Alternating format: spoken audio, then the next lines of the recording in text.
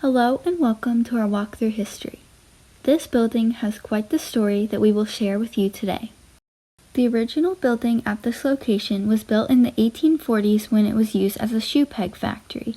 This picture shows the shoe peg factory after it went out of business. In the past, the sole of a shoe and the leather upper were held together using wooden pegs. Now, our shoes are sewn. This company made these pegs for shoes that would sell for profit. Sometime around the 1880s, the Chagrin Paper Company renovated the shoe peg factory to make a paper mill. They were in business from around 1880 until it closed in 1883. Newspaper accounts indicated that there was an economic downturn at the time and the company had to close. A man named A. Kingsbury opened a carriage shop on this site, and it was located there until 1892 when he moved to South Main Street. Carriages were the primary form of transportation prior to the invention of the automobile. In 1898, Kingsbury bought the Falls Hotel, which was next to his carriage shop on South Main Street. The hotel is now occupied by the business Click It. In the photo, you can see a carriage like the ones he sold many years ago. In 1898, Jake Evler and Kenny Spangler renovated the inside of the soon-to-be Deerlick Oilstone Company. It took them around a year, and they eventually expanded into other buildings next door. Second to the left in the picture is Jake Evler, and to the left of him is Kenny Spangler. These people worked to build and redesign the interior of what was to become the Deerlick Oilstone Company. The rest of the workers are not named.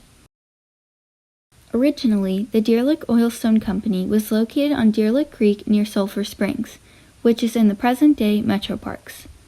They then moved to a spot where the creek enters into the Chagrin River and the Kent Brothers Farm. Finally, they moved to this site on River Street in the 1890s. The company was in operation from 1886 to 1909 when they sold out to Carborundra. In all three buildings, they made and sold oilstones. Oilstones were used to sharpen knives. The company made oilstones and other sharpening tools. Newspaper accounts indicate that they had an international market for their products. There were a number of different businesses at 17 River Street in the 1900s. There was a Hut Mobile garage on the site in the 1930s, Finch Cleaners in the 1940s, and Town and Country Cleaners in the 50s through 1988. Some other businesses include Kamer & Company, Don Chester Insurance, Leonetti's by the Falls, and Blake's Seafood Grill. One of the businesses between 1987 and 1990 was owned by Robert Faulkner. Paul Seagott then bought the building from Faulkner. Blake's Seafood Grill was in business from 2000 to 2009. The owner of the building, Paul Seagott, went into the basement of the building and found a sign that read Blake's. This led to the naming of Blake's Seafood Grill. From 2011 to 2013, the business located inside was Jekyll's Kitchen. Jekyll's completely burned down on October 2, 2013, leaving them with nothing to do but rebuild the whole restaurant.